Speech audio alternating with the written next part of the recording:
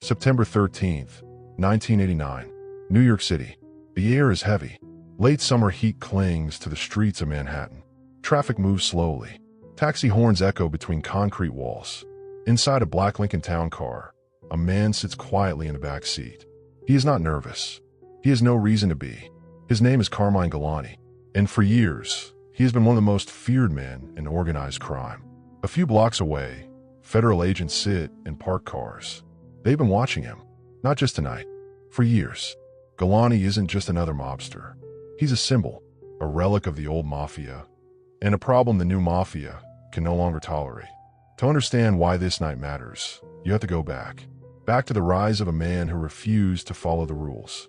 Carmine Galante was born in 1910, Lower East Side, New York, Italian immigrant neighborhood, poverty, violence, survival. He joined street gangs early.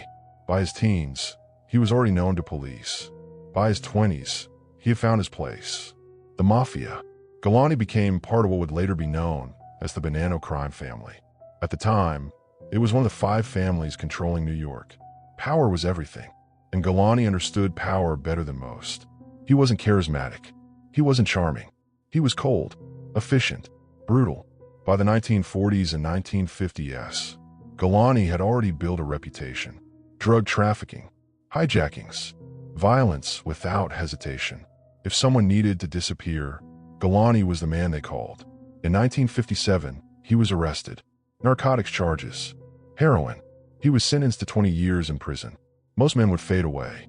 Most men would be forgotten. But Carmine Galante didn't fade. He waited. Prison didn't weaken him. It hardened him.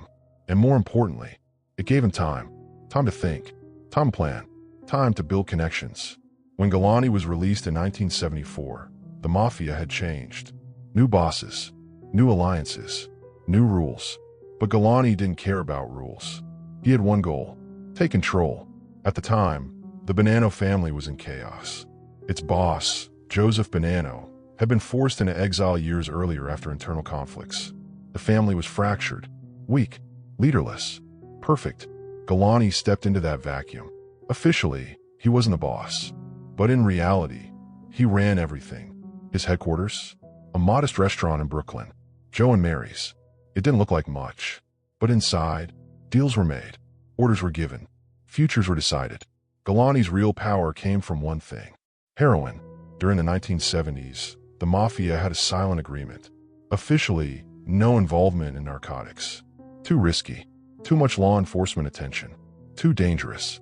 But quietly, everyone was involved, especially Galante. He built one of the largest heroin pipelines in America.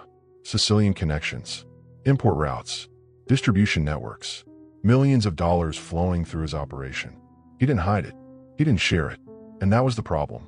The other families, the Gambinos, the Genovese, the Lucchese's, they watched, and they grew concerned.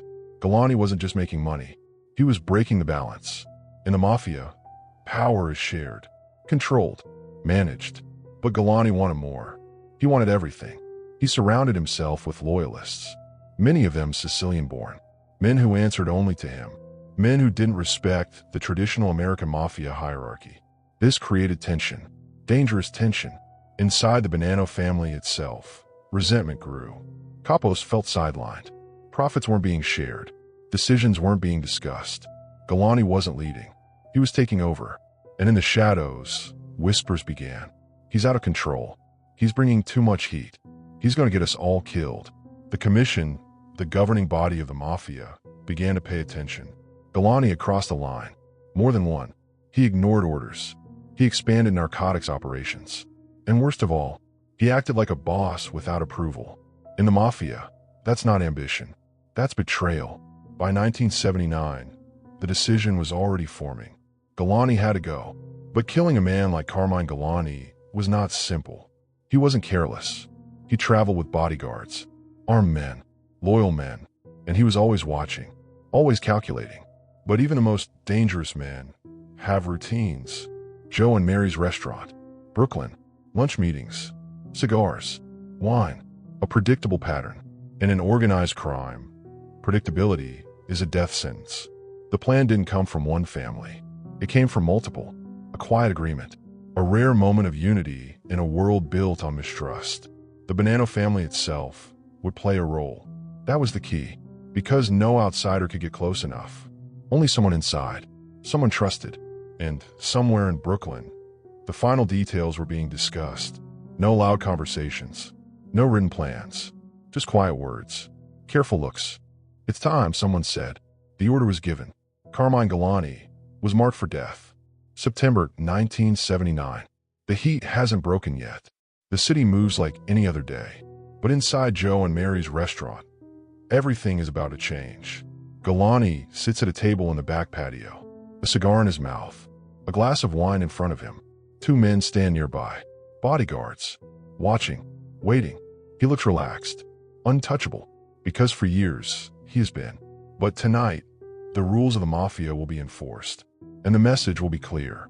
No one is bigger than the organization, not even Carmine Galani. Outside, three men approach. They don't rush. They don't hesitate.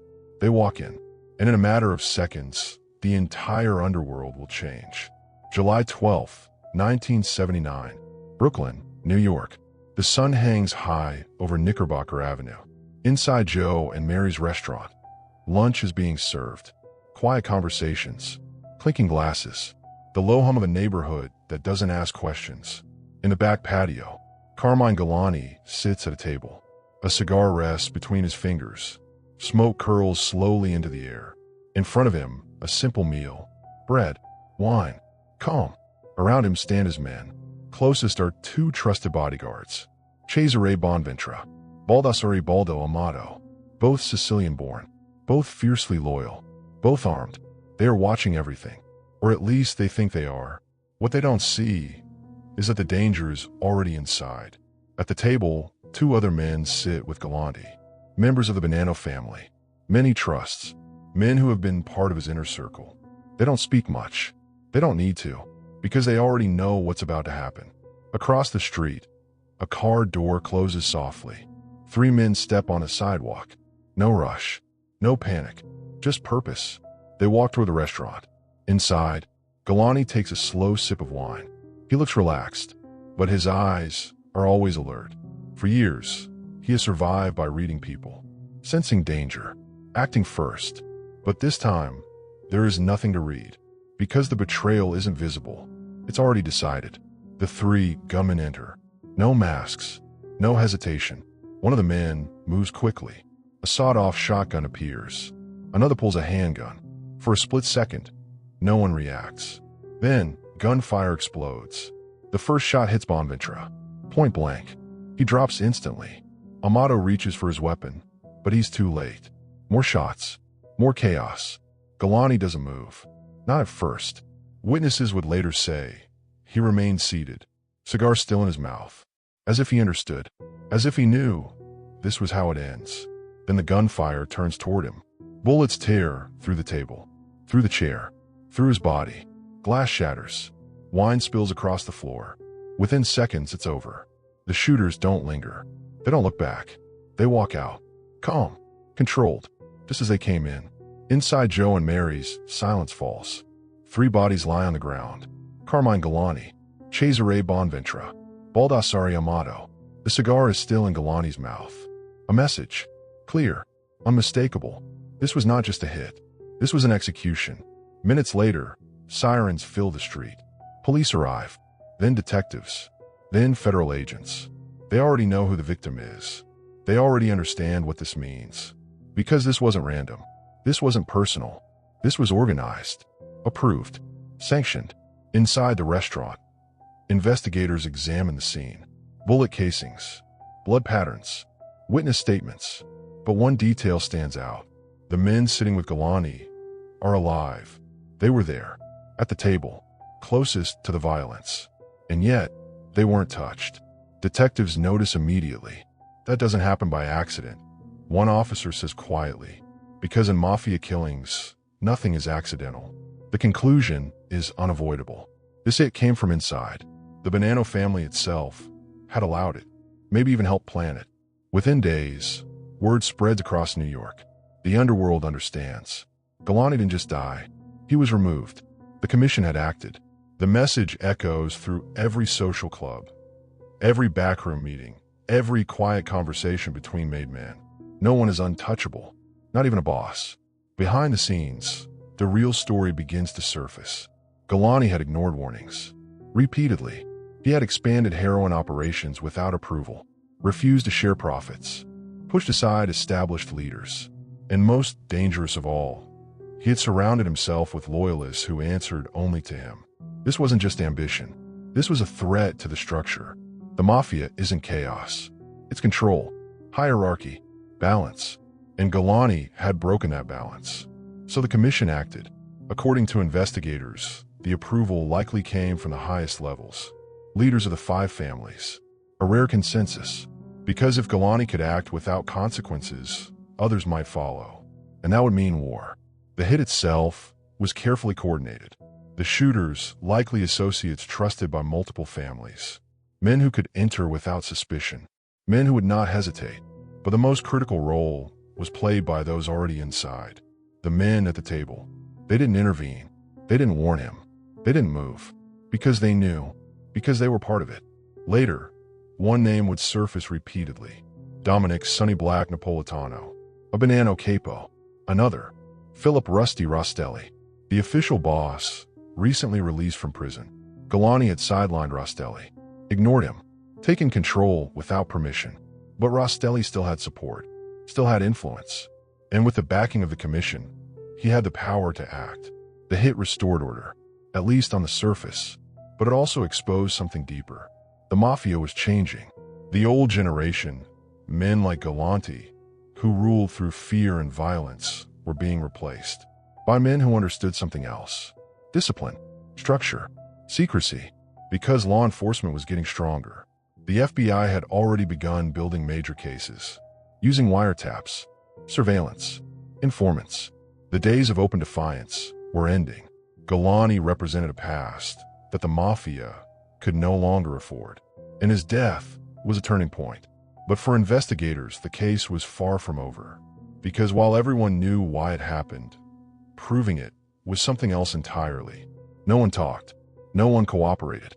Witnesses remembered little, or claimed to, and the men responsible remained in the shadows. For now.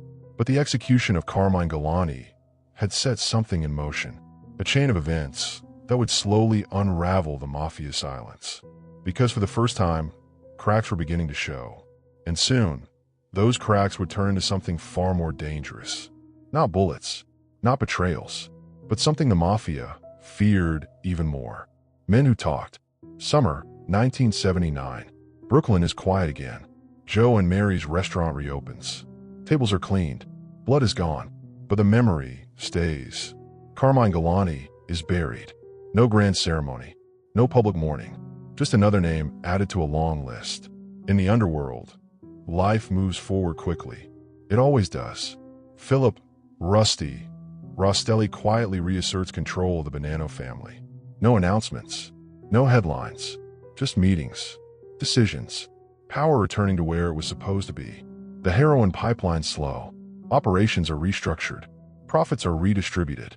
Balance is restored, at least on the surface. But beneath that surface, something has changed.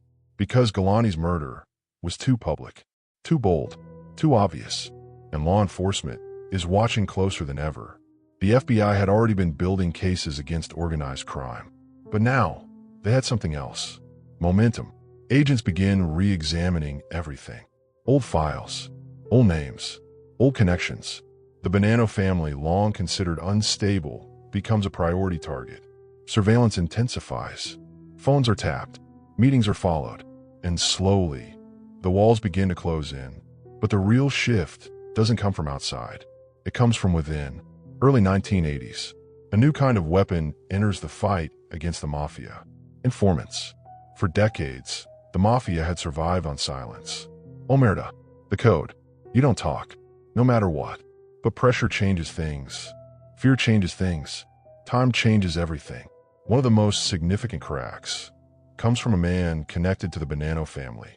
Salvatore Donnie Brasco Pistone, an undercover FBI agent. For years, he had infiltrated the Banano crew, built relationships, earned trust, including with Dominic "Sonny Black" Napolitano, the same capo whose name had been whispered after Galanti's death. Napolitano had unknowingly brought an FBI agent into the inner circle, introduced him to made men, included him in meetings. A catastrophic mistake. When Pistone's identity was finally revealed in 1981, the consequences were immediate. Panic spread through the Bonanno family. Who else could be an informant? Who else had been talking? Trust disappeared overnight. And in the mafia, without trust, there is nothing. Napolitano was called to a meeting. He knew what it meant. Everyone did. No arguments. No explanations. Just a quiet acceptance. He walked in. He never walked out. His body was never officially recovered. But his fate was clear. Execution. Not for betrayal, but for failing to see it. The irony was impossible to ignore. A man involved in one of the most significant internal betrayals had himself been undone by another. And this time, it wasn't the commission pulling the strings. It was the FBI. Throughout the 1980s, the pressure continued to build. New laws, stronger cases, more aggressive prosecutions. The RICO Act became the government's most powerful weapon. For the first time, leaders could be charged not just for individual crimes, but for running entire criminal enterprises. And the Bonanno family was directly in the crosshairs. Philip Rostelli himself would spend much of the next decade behind bars, convicted on racketeering charges, sentenced to long prison terms. The leadership weakened again. Instability returned, and the cycle repeated. But something was different now. The mafia wasn't adapting fast enough. The old ways, violence, intimidation, silence were no longer enough. Because the enemy had changed, the FBI wasn't afraid. And more importantly, they weren't playing by the same rules. Wiretaps recorded conversations once thought private. Informants revealed secrets once thought buried. And slowly, the myth of invincibility began to crumble. Looking back, the execution of Carmine Galani wasn't just about power. It was about control. The mafia had eliminated a threat, restored order, maintained its structure, but in doing so, it exposed itself. The boldness of the hit, the internal betrayal, the coordination between families, it all left a trail, and that trail led investigators deeper than ever before. Galani had believed he was untouchable, protected by fear, by reputation, by the rules of the organization. But those same rules are what killed him. Because in the mafia, loyalty only goes so far. When power becomes dangerous, when ambition threatens the system, there is only one solution: elimination. No warnings, no second chances, just a decision and a gun. The men who ordered his death continued on. Some were arrested, some died in prison, others faded into obscurity, but none escaped completely, because the world they helped build was already collapsing, and the execution that shocked the underworld became something else. A signal, not of strength, but of vulnerability. Because for the first time, the mafia had revealed its greatest weakness. It could be divided, and once division begins, the end is only a matter of time. Today, the streets of Brooklyn look the same. Cars still pass Joe and Mary's old location. People still walk by without knowing what happened there. But history remembers. A summer afternoon, a cigar, a table in the back, and a man who thought he controlled everything until the organization he served decided otherwise. Because in organized crime, there's only one rule that never changes. No matter how powerful you become, no matter how feared you are, the system always comes first. And when it decides your problem, it doesn't negotiate, it erases you. Late 1980s, early 1990s, the aftershocks of Carmine Galani's execution are still being felt, not just inside the Bonanno family, but across all 5 families of New York. Because what happened to Galani becomes a reference point, a warning, a precedent. Any boss who grows too powerful, too independent, too reckless, can meet the same fate. But something else begins to change. The commission itself, once the ultimate authority, begins to weaken. In 1985, federal prosecutors launch one of the most devastating cases in mafia history. The commission trial. Bosses from multiple families, including leaders of the Gambino crime family, Genovese crime family, and Lucchese crime family, are indicted. Some are convicted. Some receive long prison sentences. For the first time, the leadership of organized crime is publicly dismantled. The structure Galani once tried to dominate is now under siege. And the irony is unmistakable. The same system that ordered his death is now collapsing under its own weight. By the early 1990s, another turning point arrives. A boss of bosses, a man feared across the country, stands in a courtroom. John Gotti, leader of the Gambino family, convicted, life in prison. The era of untouchable mob bosses is over. And when investigators look back, they see a pattern. Internal betrayals, power struggles, executions meant to restore order. Each one weakening the organization from within. Carmine Galani's murder was one of those moments. Not the beginning, not the end, but a turning point. A moment when the mafia chose control over chaos and unknowingly opened the door to its own decline. Because every execution, every betrayal, every internal war left cracks, and eventually, those cracks became fractures. Fractures the government didn't create, but simply exploited. Today, the mafia still exists. Smaller, quieter, more careful, but nothing like it once was. Because the old world, the world of men like Galani, died in places like that Brooklyn patio. Not just from bullets, but from the realization that even the most powerful men are disposable. And in the end, that is what destroyed them.